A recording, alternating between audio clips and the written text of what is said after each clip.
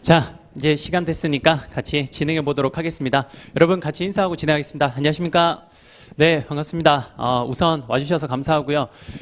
일단 처음에 좀 불편 드려서 죄송합니다. 저도 사실 이렇게 많이 올 거라고 생각 안 해가지고 그래서 그냥 저 강의실에서 하면 되겠지라고 생각하고 그냥 진행을 했는데 생각보다 많이 와주셔서 그래서 일단 제가 학원에 빨리 말씀드려서 양해를 구해서 요 강의실로 하기로 했습니다. 그래서 일단 2기는 여기서 할 것 같고요. 3기도 아마 여기서 할 것 같아요. 그러니까 지금부터 우리 14번 시험 보잖아요. 그쵸?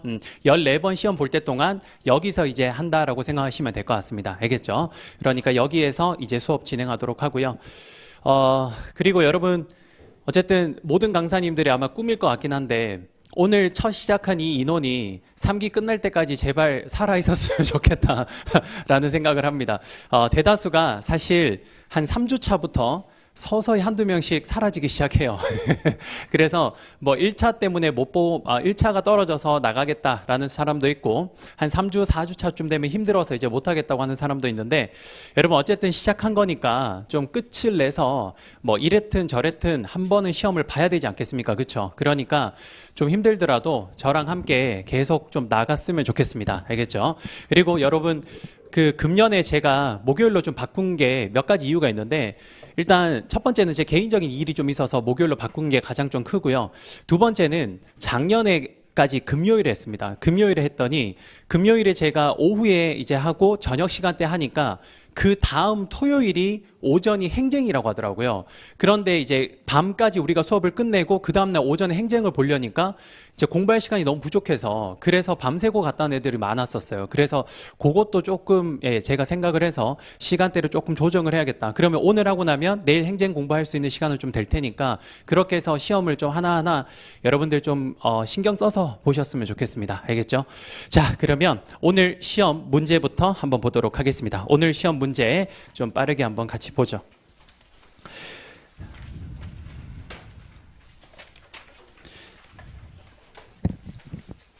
자, 시험 문제 잘 보셨습니까? 어떻게 보셨습니까? 자, 이제부터 본격적인 시험이라고 보시면 될 것 같습니다. 그러니까 지금부터 1기까지 시험은 굉장히 단순한 시험이었어요. 그래서 거의 대부분 약수령에 가까운 시험이라고 보시면 됩니다. 그냥 단순히 그 개념을 알고 있냐 모르냐 그 정도만 체크하는 거라면 이제부터는 다양한 개념을 한번 섞어서도 한번 해보고 그 다음에 원래 있던 개념 하나를 다른 용어로 풀어서도 한번 해보고 다양한 형태로 계속 시험을 봐볼 겁니다. 알겠죠? 그래서 제가 개인적으로 생각할 때 현재 노무사 시험이 31회차까지 진행이 됐습니다. 31회차까지 진행된 모든 시험을 다 분석을 해보면 크게 시험 유형이 3가지 정도가 나와요. 3가지. 그 중에 첫 번째가 뭐냐면 가장 많은 형태로 나온 게 구체적으로 무엇을 쓰라고 나온 유형이 있습니다. 그래서 오늘 같은 경우는 그게 아니고 잠시 후 우리 같이 보게 될 건데 이런 게 바로 첫 번째 가장 대표적인 유형입니다. 뭐냐면 인사평가 방법 중 행위기준 고가법 발쓰죠. 행위기준 고가법의 특징 쓰고 두 번째 개발 절차 쓰고 그리고 성공적인 운영 방안 쓰라는 겁니다. 여러분 구체적으로 뭘 써야 되는지를 제시해 줬잖아요. 그렇죠? 이 문제가 가장 주를 이룹니다. 이런 문제가 거의 한 60% 정도라고 보시면 돼요. 그 다음 대략 한 20-30%가 무슨 문제냐면요.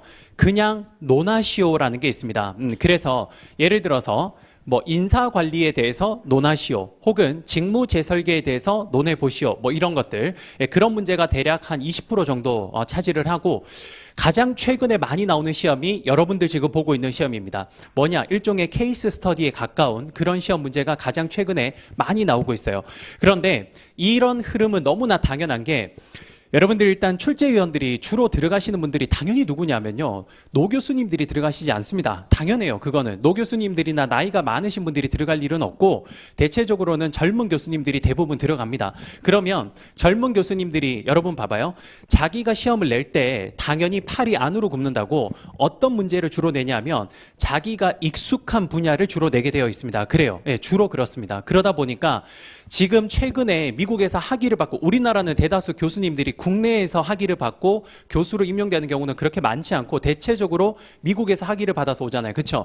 그러면 미국에서 지금 대체적으로 어떻게 공부하고 있냐면 바로 이런 형식으로 해요. 사례형. 예, 다 케이스 스터디로 경영학을 수업을 하고 있습니다. 그러다 보니까 자기가 익숙한 게 이런 문제들이 많다 보니까 이제 이런 식으로 문제를 내는 거죠. 그런데 이런 형태의 문제가 훨씬 문제가 고급스럽고 좋아요. 사실 이런 문제는 옛날에 이제 노 교수님들이 주로 냈던 방식입니다. 과거 형태예요. 그러니까 뭐 써라 이런 것들은 굉장히 쉬운 문제예요. 그런데 이런 사례형 문제나 혹은 이런 구체적으로 뭘 써야 되는지를 물어본 문제 중에서도 이러한 것들을 꼬아서 융합적으로 내는 것도 있습니다. 그런 문제들이 최근에 교수님들이 내는 문제들이에요. 그래서 첫 번째가 구체적으로 뭘 써야 되는지에 대해서 묻는 문제가 가장 주를 이루고 있고, 두 번째가 이제 그냥 전반적으로 물어보는 거, 이게 두 번째. 그리고 세 번째, 가장 최근에 급증하고 있는 문제 중에 하나가 케이스 스터디입니다. 그래서 우리가 오늘 풀어본 거는 바로 사례형 문제라고 보시면 될 것 같아요. 사례형 문제. 자, 그러면 문제 한번 보겠습니다. 문제부터 한번 보죠. 자, 사례형 문제를 어떻게 여러분들이 접근해야 되는지를 잠깐 한번 보도록 하겠습니다. 잠깐 한번 보죠. 자, 문제 한번 보겠습니다. 아래 사례를 읽고 다음 물음에 답하시오라고 있습니다. 자, 거기 보면 유통업체 중 이마트는 노브랜드라는 PB 브랜드를 자체적으로 개발해서 고객으로부터 선풍적 인기를 얻게 되었다. 노브랜드는 동일한 패키징과 단량 통일, 그리고 대량 생산 등의 전략을 바탕으로 기존 시중 상품 대비 가격을 최대 80%가량 대폭 낮춘 것이 특징이다. 이거죠. 이게 바로 첫 번째 사례입니다. 그렇죠? 두 번째 한번 볼까요? 전기 자동차의 새로운 신화를 쓰고 있는 테슬라는 모델 S의 3열 좌석이나 모델 X의 걸링 도어와 같이 실내 및 외부 디자인을 차별화해서 고객으로부터 많은 인기를 얻고 있다. 최근에는 스마트폰처럼 소프트웨어를 업데이트하여 자율주행 기능을 업데이트하는 등 기존 자동차에서 하기 힘든 다양한 시도를 하고 있습니다. 그렇죠? 자, 그러면 일단 사례를 두 개 봤어요. 그리고 난 뒤에 그 밑에 문제를 들어가 보면 문제가 이제 제시하는 게 나옵니다. 자, 여러분들 오늘 이따가 제가 가장 이제 그 메인으로 오늘 설명할 게 뭐냐면요. 이기 첫날이기 때문에 오늘만 딱 설명할 게 뭐냐면 답안을 쓰는 법에 대해서 설명드릴 겁니다. 답안을 왜 그렇게 써야 되는지 거기에 대해서 이야기를 하고, 그리고 여러분들이 답안을 쓸 때 뭐를 주의해야 되는지도 좀 설명을 할 거예요. 그래서 답안 쓰는 법을 좀 설명을 하려고 일부러 작년도에, 그러니까 작년에 제가 실제로 모의고사를 봤던 문제를 하나 가져왔고, 그리고 이 문제의 예시 답안도 가져왔고, 그리고 이 문제의 모범 답안도 가져왔습니다. 그러니까 즉 모범 답안이라는 게 최고 답안을 가져왔어요. 그 친구가 바로 올해 합격한 친구예요. 올해 합격했는데 굉장히 우수한 성적으로 합격을 했어요. 그래서 그 친구 답안을 보면서 제가 쓴 예시 답안도 보면서 같이 매칭을 해가면서 좀 볼 겁니다. 무슨 말인지 알겠죠? 자, 그러면 여기도 지금 보면 그 사례형 문제가 나왔는데, 사례형 문제에서 제가 오늘 답안 쓸 때 제일 처음으로 강조할 게 뭐냐면 문제에서 뭘 요구하는지를 일단 제일 먼저 파악을 하셔야 됩니다. 그러면 일단 문제가 딱 나오면 보면 뭐라고 적혀 있냐? 마이클 포터의 본원적 경쟁 전략을 바탕으로 위 사례를 분석하라고 했습니다. 그럼 지금 문제가 뭐였습니까? 마이클 포터의 본원적 경쟁 전략을 바탕으로 위 사례를 분석해야 되는 거예요. 그렇죠? 그러니까 마이클 포터의 본원적 경쟁 전략이라고 하면 당연히 세 가지가 머릿속에 떠올라야 됩니다. 첫 번째가 원가 우위 전략, 그렇죠? 두 번째가 차별화 전략, 세 번째가 집중화 전략이 됩니다. 이 세 가지가 일단 머릿속에 떠오르고, 이 세 가지의 기본 개념을 바탕으로 지금 위쪽에 있는 사례를 해석해낼 수 있어야 돼요. 그러면 지금 보면 첫 번째 원가 우위 전략, 두 번째 차별화 전략, 세 번째 집중화 전략이 있는데, 여러분들 여기서 딱 보면 당연히 노브랜드라는 이 브랜드 제품은 당연히 뭡니까? 원가 우위 전략입니다. 그러니까 여기에서 여러분들 시중 상품 대비 최대 80% 대폭 가격을 낮출 수 있었다는 거, 혹은 그 위쪽에 보면 동일한 패키징이나 혹은 단량을 통일하는, 혹은 가장 핵심어가 대량 생산이라는 게 있죠. 이런 말들을, 키워드를 보고 여러분들은 원가 우위 전략이라는 걸 일단 캐치해내야 됩니다. 알겠죠? 일단 첫 번째. 그 다음 두 번째, 여러분들 그 테슬라 같은 경우에는요, 가장 거기서 핵심어가 테슬라에서는 두 번째 줄의 끝에 보시면 차별화라는 말이 나옵니다. 이 말을 보고 여러분들은 당연히 차별화 전략이라는 걸 끄집어낼 수 있어야 돼요. 알겠죠? 그럼 이 두 가지를 일단 당연히 끄집어낼 수 있어야 되고, 그럼 이 두 가지를 바탕으로 서술을 해야 될 겁니다. 그렇죠? 그리고 문제에서는 여기에 추가적으로 다시 두 가지를 더 묻고 있어요. 그게 뭐냐면 첫 번째가 단 집중화 전략도 쓰라고 되어 있습니다. 그러니까 우리 마이클 포터의 본원적 경쟁 전략에서 원가 우위 전략과 차별화 전략이 있었는데 거기에서 그 두 개만 적지 말고 뭐까지 적어라? 예, 집중화 전략까지 적으라고 했습니다. 그러니까 반드시 적혀 있어야 돼요. 반드시. 예, 그렇죠? 그다음 원가 우위 전략과 차별화 전략을 적되 그걸 뭐를 바탕으로 쓰라고 하냐면 바로 인적 자원 관리 기능을 중심으로 쓰라고 합니다. 그게 뭐냐? 확보, 개발, 평가, 보상 뭐 이런 측면에서 쓰라는 거예요. 됐죠? 그러면 문제에서 지금 요구하는 게 이거기 때문에 반드시 이 내용이 여러분 답안에 들어가 있어야 됩니다. 자, 이 답안 중에 이 지금 말씀드린 이 내용이 답안에 들어가 있지 않으면 일단 그거는 점수가 확 깎이는 거예요. 알겠죠? 그러니까 지금 이 내용들이 반드시 답안에 구현이 되어 있어야 된다는 게 가장 중요한 포인트가 될 겁니다. 알겠죠? 자, 그러면 이걸 바탕으로 한번 답을 한번 보도록 하겠습니다. 자, 답을 한번 보죠. 자, 문제를 보면요. 우선 오늘은 아직 답안을 쓰는 법에 대해서 설명드리기 전이니까 일단 그냥 답안지를 한번 보도록 하겠습니다. 자, 가장 첫 번째로 없어요? 가지고 와요. 기다려줄게. 가지고 와. 없는 친구들 가지고 오세요. 예시 답안 가지고 오세요. 예시 답안. 오늘 시험 예시 답안. 갔다 오세요.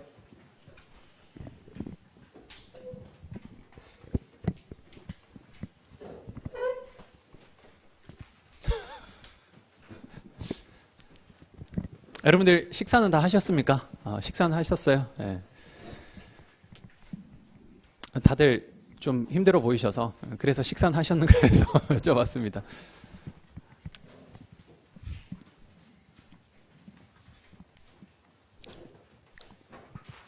여러분 혹시 제가 궁금해서 그러는데 이번에 1차 시험 봐야 되는 친구?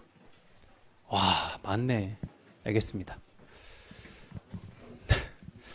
제가 1차 시험 때문에 여러분 1차 시험 때 한 주 쉬는 거 아시죠? 그래서 되게 고민이 많은데 그 한 주 쉬고 그 전주에도 쉴까 생각 중이에요. 그래서 2주를 연달아 쉬게 해서 대신에 중간에 방학을 없앨까 생각을 하고 있습니다. 근데 어쨌든 그 주 쉬고 그 전주도 좀 쉴까 현재는 생각 중이에요. 근데 한번 해보고 여러분들이랑 이야기를 좀 나눠보고 그리고 진행하는 걸로 하겠습니다. 작년에는 쉬었거든요. 작년에는. 올해도 한번 이야기 한번 해보도록 할게요. 자, 그러면 한번 봅시다. 자, 첫 번째.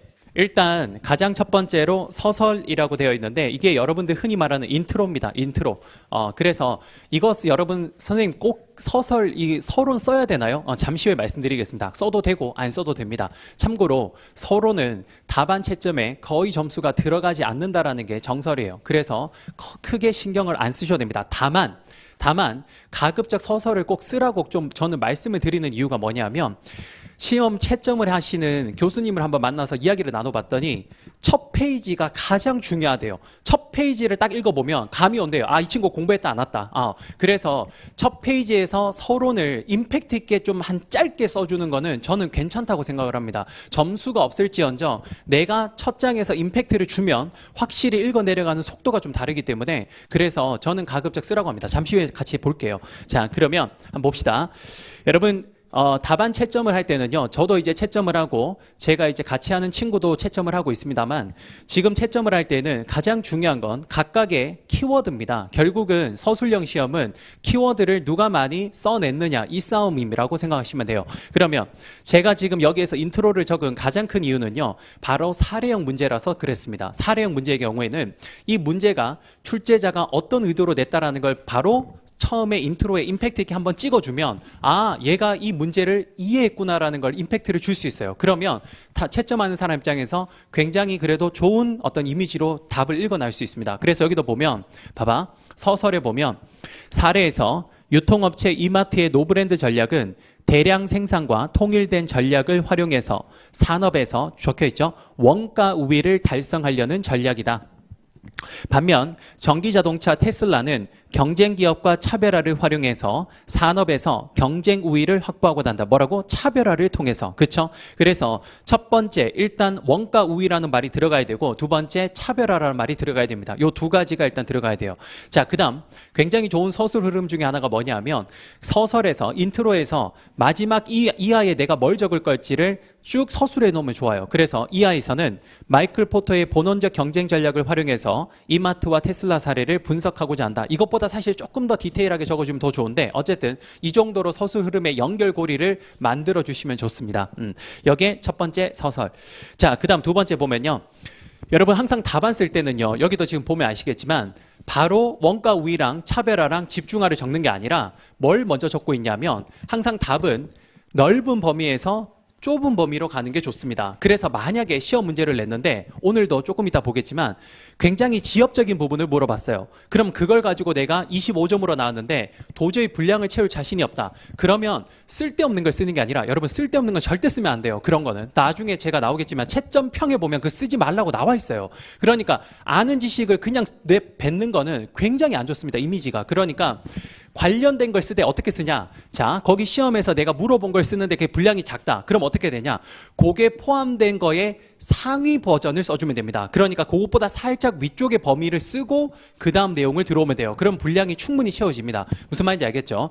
그렇게 들어가야 돼요. 오늘 그 문제가 바로 이 문제 2번 문제가 바로 그런 케이스예요. 그래서 나중에 한번 같이 봅시다. 그러니까 여기도 지금 뭐가 나오냐면 원가 우위 전략과 차별화 전략과 집중화 전략을 먼저 이야기하는 게 아니라 일단 뭐부터 이야기합니까? 마이클 포터의 본원적 경쟁 전략이 뭔지부터 설명을 하는 거예요. 그래서 여러분들 거기 보면 마이클 포터의 본원적 경쟁 전략을 보면 마이클 포터는 높은 투자 수익률을 확보하고 장기적으로 산업 내에서 경쟁 우위를 가질 수 있는 본원적 경쟁 전략으로 원가 우위 전략, 여기 있네. 중요한 말 세 가지 나오네요. 본원적 경쟁 전략으로 원가 우위 전략과 차별화 전략과 집중화 전략 세 가지를 이야기를 했다. 그러니까 이제 크게 이걸 이야기한 거예요. 그럼 이제 이하에서는 뭘 나올 수밖에 없냐? 이 세 가지가 나올 수밖에 없는 거죠. 그래서 넘겨보면 가장 첫 번째 원가 우위 전략부터 나옵니다. 그렇죠? 자, 그러면 원가 우위 전략을 쓰는데 자, 지금 여러분들 답안지에 반드시 쓰여져 있어야 되는 게 뭐냐면 바로 인사 기능별 각각을 그 내용이 적혀 있어야 됩니다. 그러니까 원가 우위 전략에서 확보, 개발, 평가, 보상이 어떻게 적혀야 되는지, 그 다음 차별화 전략에서도 확보, 개발, 평가, 보상, 그리고 마지막 집중화 전략에서도 확보, 개발, 평가, 보상을 써주면 좋습니다. 그렇게 다 적어야 돼요. 알겠죠? 왜냐하면 시험 문제에서 나온 거니까. 근데 그걸 당연히 적어야 돼요. 당연히 적는데 바로 그렇게 적기에는 뭔가 논리 흐름이 생뚱맞잖아. 갑자기 나와서 확보, 개발, 평가 하기는 좀 그러니까 그럴 때 살짝 내가 알고 있는 내용을 적어주면 됩니다. 그게 뭐냐? 원가 우위 전략의 개념을 먼저 한번 적어줘요. 그래서 원가 우위 전략의 의의라게 그래서 원가 우위 전략은 원가 절감을 위한 여러 가지 기업 활동 기능상의 방책들을 통해 가장 중요한 말이 이거죠. 산업에서 우위를 달성하려는 전략이다. 뭐를 통해서? 원가 절감을 통해서. 자, 그래서 이런 말을 하나 적어주고 그 다음 그 밑에 보면 이런 말이 있죠. 이마트는 원가 우위 전략을 바탕으로 산업에서 경쟁 우위를 달성하고자 한다. 아래에서는 원가 우위 전략을 실시하는 이마트에서 전략적 인적 자원 관리를 어떻게 해야 되는지에 대해서 상수를 하고자 한다. 그래서 이제 나오는 게 뭡니까? 확보, 개발, 평가, 보상이 나오는 겁니다. 자, 그래서 밑에 내려가면 확보부터 나오죠. 자, 오늘 여러분들 답안 쓴 거를 제가 슬쩍슬쩍 봤는데 지금 대체적으로 답을 어떻게 쓰였냐면 지금 원가 우위 전략과 인적 자원 관리에서 확보, 개발, 평가, 보상을 그냥 막 서술해 놓은 친구들이 있어요. 그냥 막 서술. 그러니까 줄글로 이렇게 쭉 적혀 있는 게 있습니다. 가장 안 좋은 버릇이에요. 그건 제가 말하는 게 아니라 채점위원들의 채점평에 그 말이 나와 있습니다. 그러니까 제 말이 아니라 채점위원들이 어떻게 채점을 하는지 그게 채점평에 정말 잘 나와 있어요. 그래서 그걸 제가 유심히 자주 보는데 거기에 뭐라고 적혀 있냐면 절대 하나의 어떤 그런 걸로 적지 말라라고 되어 있습니다. 그래서 오늘도 여러분들 지금 적은 거 보면 확보, 개발, 평가, 보상을 나누지 않고 그냥 줄글로 쭉 적혀 있는 친구가 있어요.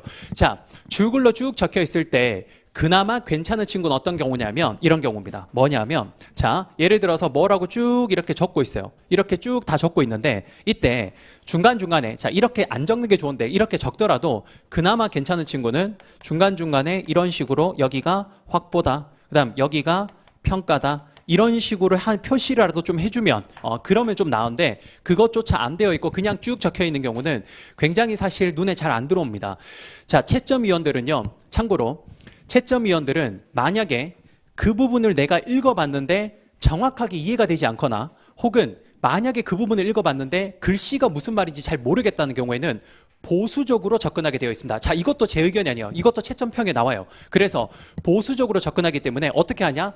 틀렸다라고 갑니다. 맞췄다고 해주지 않아요. 그렇기 때문에 여러분들이 이런 줄글로 적혀 있을 때는 채점위원들이 수많은 그 많은 것들을 읽어왔을 때 그 읽는 동안에 이게 잘 읽히지 않는다. 그럼 보수적으로 어떻게 점수가 깎일 수밖에 없어요. 무슨 말인지 알겠죠? 공부 실컷 해놓고 이 점수를 못 받는 경우가 나오는 겁니다. 알겠죠? 그러니까 지금도 보시는 것처럼 목차 구성이 되게 중요해요. 그래서 여기도 보면 어떻게 되어 있습니까? 확보가 먼저 나오고 그 다음에 뭐 있죠? 개발, 그 다음에 넘겨보면 평가, 보상이라고 나와 있습니다. 짧게 적더라도 반드시 단락을 나누어 가면서 그걸 정확하게 적어주는 걸 좀 추천을 드립니다. 알겠죠? 조금 더 이따가 잠시 후에 보도록 하고 그러면 여기서 이제 내용을 한번 볼게요. 첫 번째 확보는 뭐냐? 우리가 수업 시간에 다 했던 건데 자 원가 우위 전략은 뭡니까? 일단 대량 생산을 하는 겁니다. 대량 생산을 통해서 일종의 규모의 경제를 실현하는 겁니다. 어떻게? 대량 생산을 통해서 원가를 획기적으로 낮추는 거예요. 그렇죠? 그러려면 첫 번째 확보를 했을 때는 당연히 첫 번째 어떤 사람을 모집해야 되냐면 위험 성향이 높은 사람보다는 위험 성향이 낮은 사람을 우리는 뽑아야 됩니다. 그래서 안정적이고 위험 회피 성향을 가진 사람을 요구하게 됩니다. 이런 것들이 키워드가 될 거예요. 알겠죠? 요거. 그다음 두 번째 개발. 자, 개발은 당연히 어떤 특정한 제품을 대량 생산하기 때문에 그 특정한 제품에서 요구되는 스킬들이 있습니다. 그래서 그 스킬 중심으로만 가르치게 될 거예요. 그래서 거기 보면 요구하는 스킬을 구체적으로 규정하고 그걸 중심으로 개발하게 됩니다. 그게 핵심어가 되죠. 그다음 넘겨서 평가. 자, 당연히 원가 우위의 중심에 전략을 실행하려면 그 제품을 대량 생산해야 됩니다. 그러면 당연히 제품이 표준화되어 있고 대량 생산을 하면 그 제품을 몇 개를 생산했냐가 뚜렷하게 보이기 때문에 그 평가를 할 때는 당연히 몇 개 생산했는가 그 성과에 기초한 보상을 하게 됩니다. 그래서 성과에 기초한 평가. 마지막으로 보상은 뭡니까? 내부 승진을 중심으로 하고 즉 외부에서 사람을 데리고 오는 게 아니라 내부에서 메이크 전략을 쓰고 그리고 임금 격차가 큰 체계를 유지하게 됩니다. 지금 제가 여러분들 거기 하이라이트 쳐둔 거 있죠? 그게 전부 다 핵심어입니다. 그러니까 제가 답안을 매길 때 요걸 중심으로 요런 게 들어가면 오케이 맞다 아니면 틀렸다 이렇게 가는 겁니다. 알겠죠? 요게 첫 번째. 두 번째 차별화 전략. 마찬가지로 차별화 전략을 바로 들어가기에 앞서 일단 개념부터 가볍게 설명하면 좋겠죠. 그래서 차별화 전략을 보면 세 번째 줄에 자사 제품을 산업 전체에서 다른 모든 제품이나 서비스와 구별되는 독특한 것으로 인식시키는 전략을 차별화 전략이라고 합니다. 밑에 보면 사례에서 테슬라의 경우 기존 자동차 업체에서 하기 힘든 다양한 시도 및 제품의 내외부 디자인을 차별화해서 고객으로부터 많은 인기를 얻고 있다. 아래에서 테슬라 기업이 실시하고 있는 차별화 전략과 전략적 인사 관리에 대해서 함께 상술하고자 한다. 그렇죠? 자, 그래서 이제 넘겨보시면 역시 차별화 전략도 동일하게 확보, 개발, 평가, 보상으로 이루어져 있습니다. 그렇죠? 자, 아까 전에 말씀드린 원가 우위 전략과는 확실히 좀 구분이 돼야 됩니다. 첫 번째 뭡니까? 확보 차원에서는 외부에서 더 많은 인력을 충원하게 됩니다. 그래서 우리가 이런 전략을 바이 전략이라고 하죠. 내부에서 사람을 키우는 전략을 메이크 전략이라고 하면 여기는 이거를 바이 전략이라고 합니다. 외부에서 사람을 사오게 됩니다. 왜 그러냐? 그건 결국 차별화를 하려면 가장 중요한 게 뭡니까? 남들과는 다른 독특한 창의적 아이디어가 필요합니다. 그렇죠? 그러려면 내부에서 계속 사람을 승진시키고 키우는 거는 결국 그런 창의적인 아이디어를 도출하기가 힘들다. 그래서 외부에서 새로운 피를 수혈하기 위해서 우리는 바로 외부에서 더 많은 인력을 충원하는 바이 전략을 하게 된다. 두 번째, 개발은 당연히 어떻습니까? 창의적인 사람을 만들어내야 되니까 뭐다? 다양한 스킬을 획득할 수 있는 기회를 제공해 줘야 됩니다. 그래서 만약에 여러분들 이걸 전에 배웠던 거랑 한번 살짝 연결해 보면 여러분들 우리가 경력 개발할 때 배웠던 거 기억나십니까? 경력 개발의 유형에 보면 전통적 경력 개발이 있고 네트워크 경력 개발이 있고 이중 경력 경로 개발이 있었습니다. 그렇죠? 자, 그러면 대체적으로 지금 여기에 보면 차별화 전략에서 개발해서 다양한 스킬을 제공을 할 수 있게끔 기회를 제공해야 된다 그랬죠. 그럼 당연히 여러분들 전통적 경력 경로랑 그 다음에 네트워크 경력 경로 이 둘 중에 만약에 한다면 당연히 뭘까요? 그렇죠. 네트워크입니다. 그러니까 문제가 이런저런 걸 막 꼬아서 낼 수도 있어요. 그럼 그럴 때 이제 이런 내용들도 같이 쓰면 되겠죠. 네. 됐죠? 자, 그 다음 평가는 뭡니까? 단순히 얼마만큼 성과를 냈는지 평가가 아니라 창의적인 정도를 말합니다. 그래서 세 번째 평가는 창의성을 중심으로 평가하고요. 네 번째 마지막 보상은 당연히 창의적 능력을 바탕으로 실시를 하고, 그리고 보상 시스템은 외부 공정성을 중시해야 됩니다. 왜요? 외부에서 사람을 사와야 되니까. 그래서 바로 여기까지가 차별화 전략이 되겠습니다. 자, 넘겨서 집중화 전략에 대해서도 쓰라고 그랬죠. 그래서 집중화 전략에 대해서 쓰는데, 집중화 전략은 이제 이 내용에서 조금 살짝 벗어나는 내용이긴 하니까 여기는 이제 가볍게 그냥 적어주면 됩니다. 집중화 전략에 대해서 개념을 적고 인적 자원 관리도 거기 적어주시면 됩니다. 자, 지금 집중화 전략을 제가 확보, 개발, 평가, 보상으로 안 쓴 이유는 거기 보면 제가 이렇게 적어놨거든요. 뭐라고 적어놨냐면, 그 집중화 전략과 인적 자원 관리 위에 보면, 물론 집중화 전략도 확보, 개발, 평가, 보상, 유지, 방출 측면에서 서술하면 좋은 답안이 될 것이다. 하지만 이 문제의 주요 포인트가 바로 원가 우위 전략과 차별화 전략이므로 집중화 전략은 간략하게 서술하셔도 무방할 겁니다. 그래서 이거는 그냥 쭉 줄글로 적었어요. 자, 마지막으로 거기 끝에 보면 소결 있죠. 자, 여러분 소결 같은 경우는 일반적으로 여러분들의 의견을 조금 덧붙여 주는 걸 굉장히 교수님들이 선호하십니다. 굉장히 선호하세요. 그래서 그거 여러분들이 마지막에 좀 틀려도 좋으니까 그 소결 결론에는 여러분들이 지금까지 한 이야기에 대해서 여러분들의 생각을 하나 좀 적어주면 굉장히 좋아하실 겁니다. 그리고 고득점이 나갈 확률이 굉장히 높아요. 자, 역시나 제 의견이 아닙니다. 전부 다 어디에 있는 거냐? 채점평에 있는 내용이에요. 채점평에. 네. 그래서 마지막에는 여기 보면 개인의 의견을 좀 피력해주면 가장 좋고요. 조금 좀 그게 어렵다 그러면 어느 정도 시사점이나 혹은 거기 앞에 내용을 가볍게 요약해도 괜찮습니다. 자, 지금 같은 경우는 50점짜리 문제이기 때문에 당연히 끝에 소결이나 결론 하나 정도는 필요합니다. 네, 그렇게 정리하시면 돼요. 자, 참고로 제가 여기서 하나 더 이야기하고 싶은 게, 지금 제가 쓴 모범 답안이 총 몇 페이지가 되어 있죠? 예, 사실 정확히 말하면 5페이지 한 반 정도밖에 안 돼요. 그렇죠? 제가 하고 싶은 말이 뭐냐면, 자, 여러분들 머릿속에 굉장히 고정관념처럼 박혀있는 게 하나 있습니다. 그게 뭐냐면 25점짜리는 4쪽, 그 다음에 50점짜리는 8장, 그렇게 생각을 하잖아요. 꼭 그렇게 안 쓰셔도 된다라는 걸 꼭 이야기하고 싶습니다. 그러니까 가장 큰 문제가 뭐냐면, 만약에 50점짜리를 써야 되는데 내가 8장을 꼭 채워야 된다는 생각 때문에, 그것 때문에 어떻게 하냐면 막 내가 아는 쓸모없는 이야기들을 막 아는 내용을 뱉어내기 시작해요.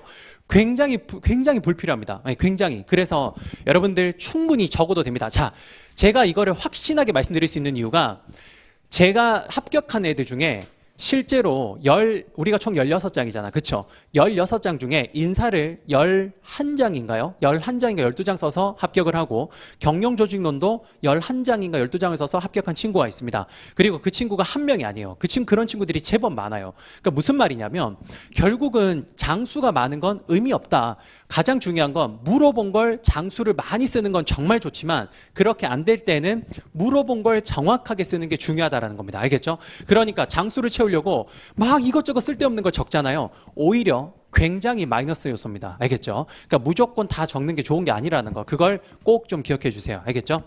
왜 그런지는 조금 이따가 설명드리도록 하겠습니다. 됐습니다.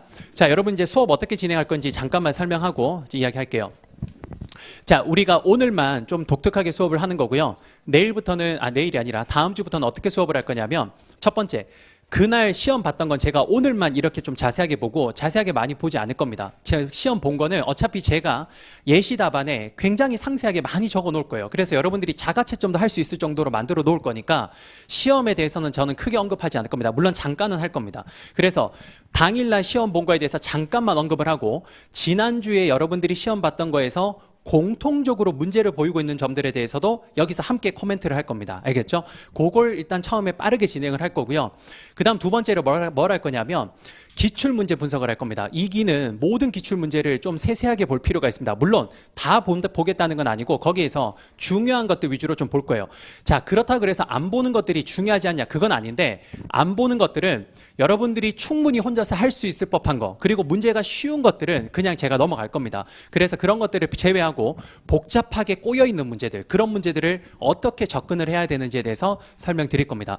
여러분들 시험 문제를 볼 때 여러분들이 가장 부족하게 보이는 부분 중에 하나가 뭐냐면 소위 말하는 문해력입니다. 뭐냐면 문제를 보고 그 문제가 도대체 뭘 요구하는지를 뽑아내지를 못해요. 그게 가장 큰 문제예요. 그러다 보니까 실제 답이 산으로 갑니다. 그래서 보통 어떤 강사님들은 이런 이야기 하죠. 그 문해력이 약하니까 그걸 보완하는 방법으로 아는 거 다 그냥 거기다가 써내라, 이런 이야기도 합니다. 절대 하면 안 돼요. 그렇게 문해력을 정확하게 통해서 그 문제를 분석을 해서 거기에서 요구하는 걸 써야 돼요. 요구하는 걸. 알겠죠? 그래서 두 번째는 기출 문제를 풀어보면서 기출 문제에서 어려웠던 문제들을 문해력을 어떻게 거기서 문제의 요지를 뽑아내는지를 함께 볼 겁니다. 그걸 할 거예요. 그 다음 그걸 하고 난 뒤에 세 번째 남는 시간에는 뭘 할 거냐면 1기까지 우리가 기본 개념을 다 공부했는데 1기까지 공부했던 개념 중에서 좀 어려웠던 개념들, 그러니까 우리 기본서에는 없습니다. 기본서에는 없는데 좀 어려웠던 개념들, 그런 개념들을 좀 공부하고 혹시나 나올 법한 개념도 추가로 공부를 할 겁니다. 참고로 올해 이걸 프린트로 계속 나눠 드릴 거예요. 근데 제가 올해는 프린트를 나눠 드리고 내년엔 이걸 책으로 엮어서 낼 겁니다. 그러니까 올해는 일단 프린트로 계속 나눠 드릴 거예요. 알겠죠? 그러니까 제가 2기부터 3기까지 나눠 드리는 모든 프린트물은 모아 놓으세요. 마치 책처럼 하나처럼 모아 놓으세요. 알겠죠? 그렇게 해서 모아서 가지고 계시면 기본서와 그 프린트물이 심화 이론서라고 보시면 될 것 같습니다. 그렇게 해서 합쳐서 전체 이론을 완성하는 걸로 가겠습니다. 알겠죠? 그렇게 진행을 할게요. 그래서 매번 시간은 이렇게 할 겁니다. 첫 번째 뭐 할 건다고? 오늘 시험 본 거랑 지난번에 시험 봤던 거 잠깐 강평을 하고, 그다음 두 번째 기출문제를 보고, 세 번째는 심화 이론을 정리를 좀 할 겁니다. 알겠죠? 요렇게 좀 정리합시다. 알겠죠? 자, 됐습니다. 그러면 여러분 우리 잠깐 5분만 쉬고 진행하도록 할게요. 5분만 쉽시다.